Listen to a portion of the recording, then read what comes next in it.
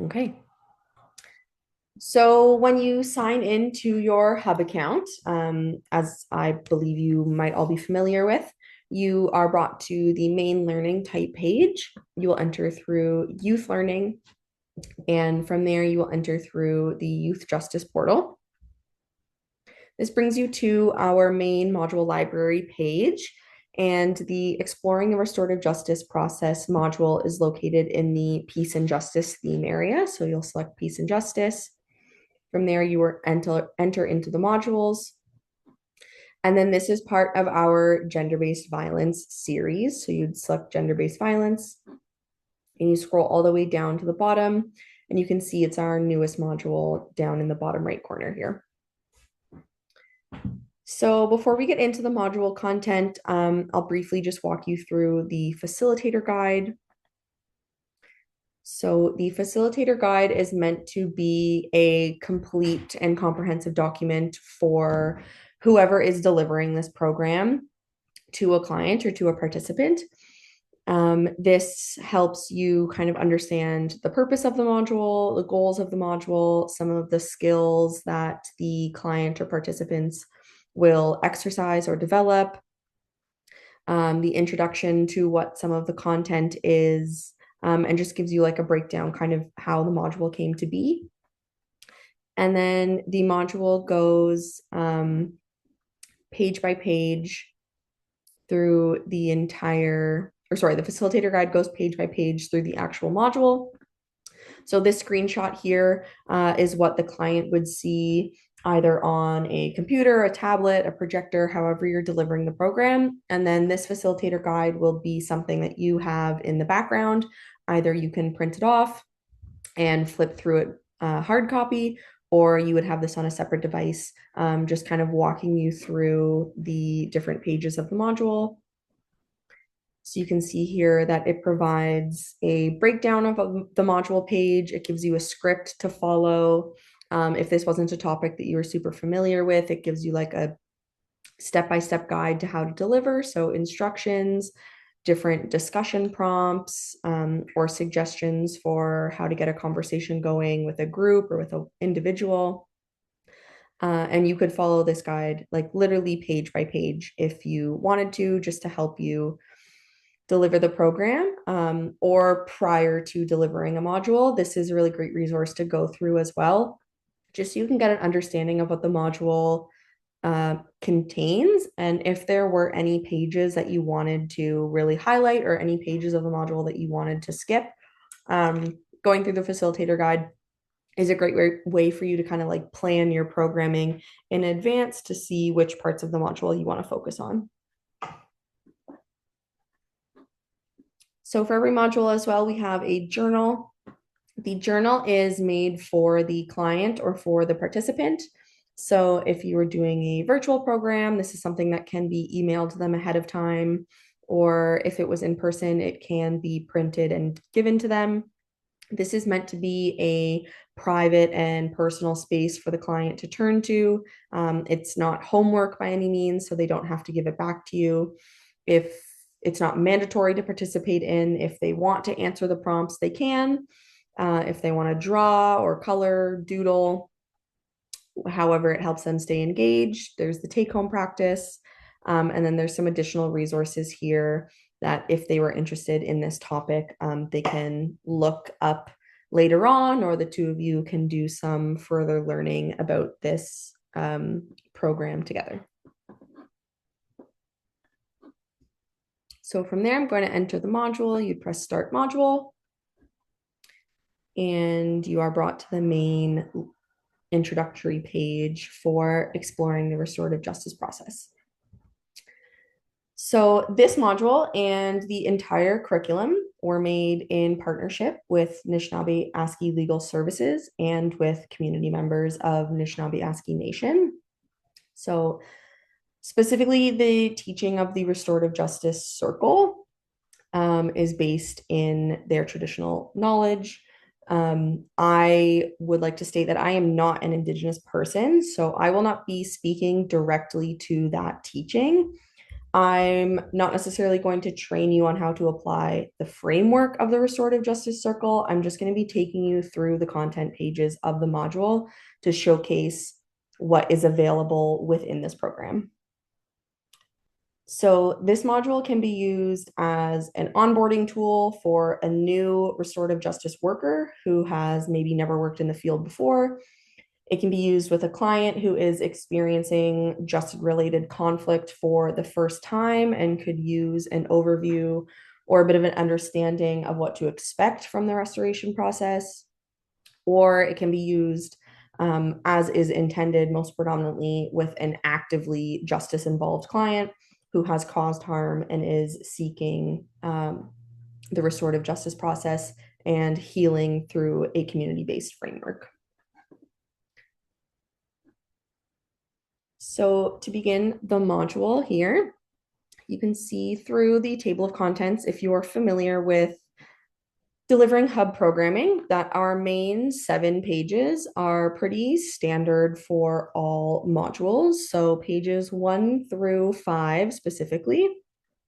They give you kind of an introduction to the module, the different theme areas that you'll be exploring. It really sets the tone for the session with the client and allows you to build rapport and just kind of eases the client into the session. So it is entirely up to you if you deliver these introductory pages or not. If you're working with a client or a group of clients for the first time, it can be beneficial to have a check-in just to kind of gain their understanding of the content, for you to be able to kind of introduce yourselves, have a bit of an icebreaker. And especially for the rules of engagement page, this is a really great way for you to kind of establish some basis for how the module is going to be delivered, especially in a group setting. So this would be things like active listening, non-judgmental space, things like that. You can input in the text field here. You can come up with these together. Each of the participants can kind of shout one out, or you can come up with these ahead of time. If you are delivering hub programming regularly, feel free to skip this page and just have it kind of be generally understood rules of engagement that are applied to every time you work with that group of people.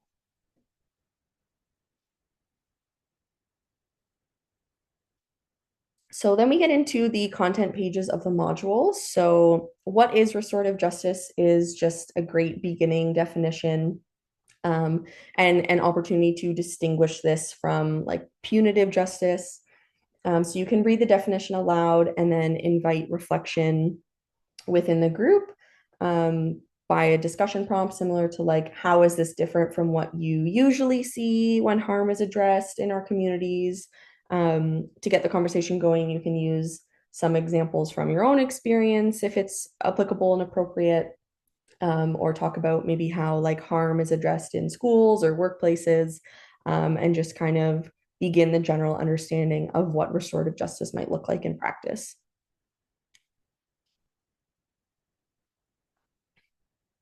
Page 7 brings us to our first journal moment. So again, you as the facilitator have the option to deliver this content page or skip it. If the journal is something you want to incorporate into the program, you absolutely can. But if you want the journal to be kind of more of like a private take-home thing that you just give to the participant, you can always skip every journal prompt and just move on into the content pages.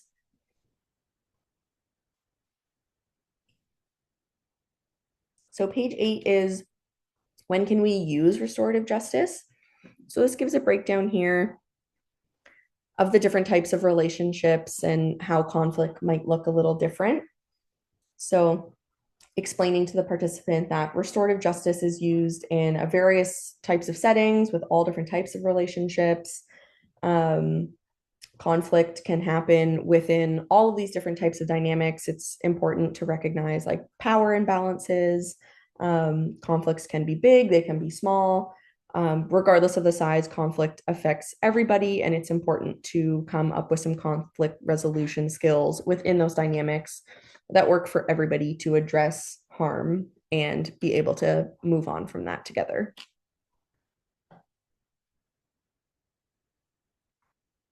Page 9 brings us into what is the criminal justice system.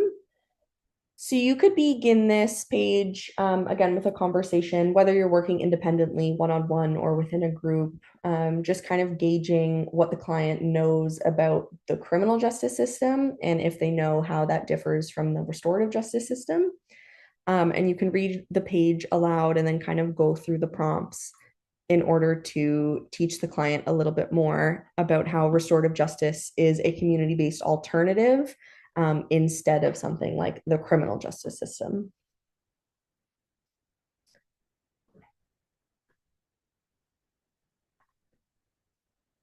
Page 10 brings us to the purpose of the restorative justice process and gives us a breakdown into kind of maybe what this will look like. So you could ask the clients, like, how can you incorporate restorative justice to help you heal from some conflicts that you've experienced in your relationships? Can you provide any examples if they would be comfortable? And just kind of further explaining that restorative justice puts those who are affected the most in the position to be able to respond to the harm that has been caused to them.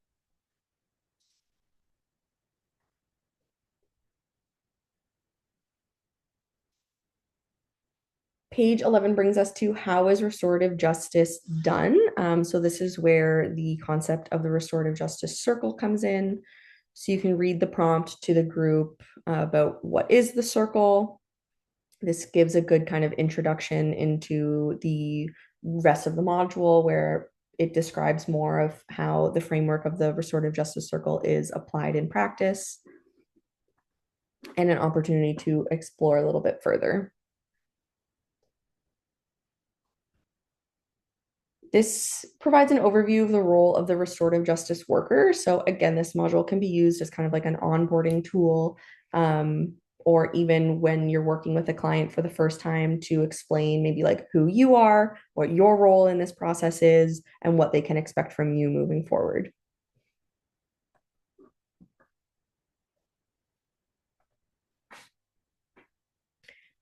Page 12 goes further into the restorative justice circle process, and it is about who else comes to the restorative justice circle. So the person who has caused harm is involved in the circle as a way to accept responsibility. So this can just be, again, another way to provide a little bit of context of what they can expect if going through this process with you or with a group of community members.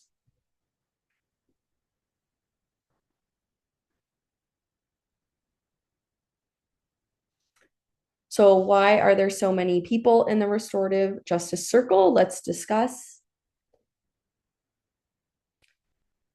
So you can say to the client, it might feel difficult to share our personal thoughts and feelings with so many people, but doing so helps create a meaningful solution that benefits everyone in the end. And when we give opportunity to share and listen with the purpose of understanding, we are able to reduce harm because we have more information of how each person feels about the situation and what everybody would need to make this situation feel resolved.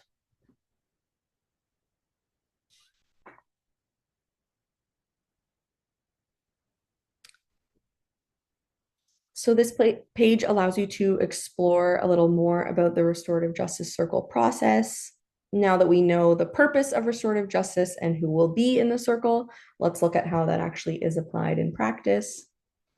And it gives you these kind of 4 prompts to go through from kind of beginning, middle, and end of what the restorative justice circle would look like.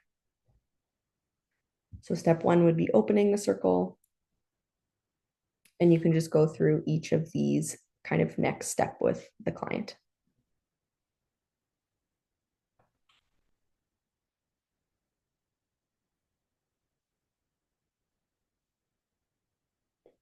So page 3, understanding the conflict and its impacts.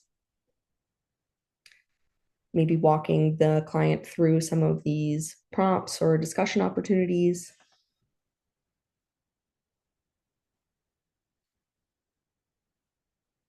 And step four, the final step would be ending in resolution.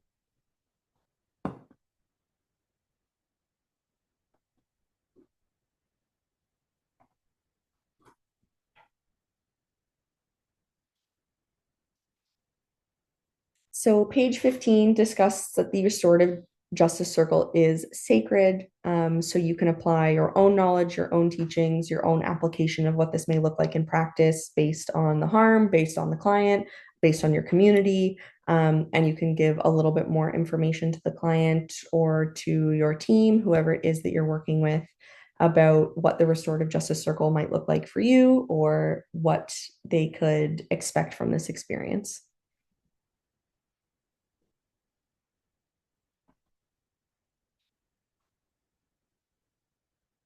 So page 16 brings us to resolution.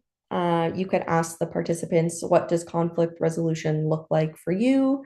Can you give us an example in the past of a time that you've resolved conflict really well, that you were proud of yourself, or maybe a time that you didn't handle things and you could have worked on it a little bit better? And just emphasizing that this process is about resolution, that that is the goal in the end in order to heal from any harm that has been caused.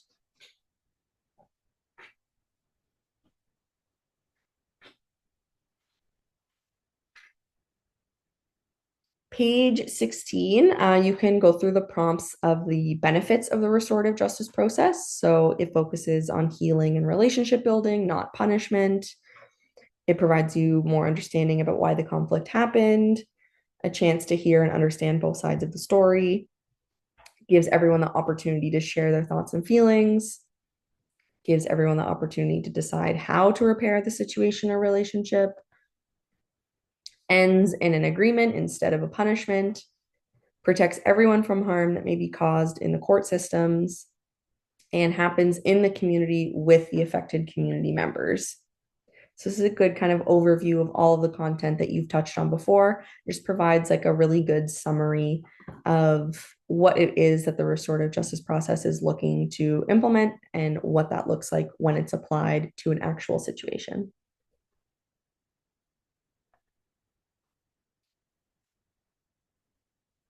Page 18 brings us to the final journal moment. Again, if you would like to end on a journal moment, you absolutely can. If you would prefer not to, you can skip it and kind of just go straight into closing.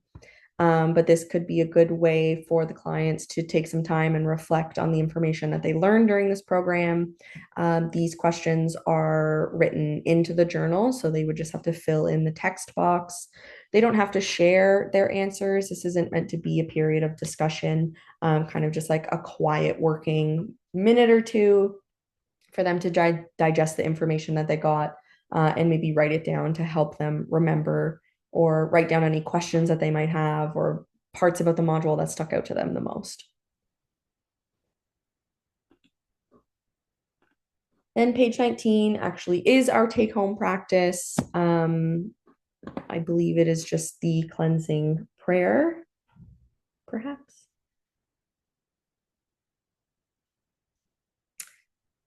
So again, this could look like whatever it is you decide it to look like, dependent on yourself, your community, the client that you're working with.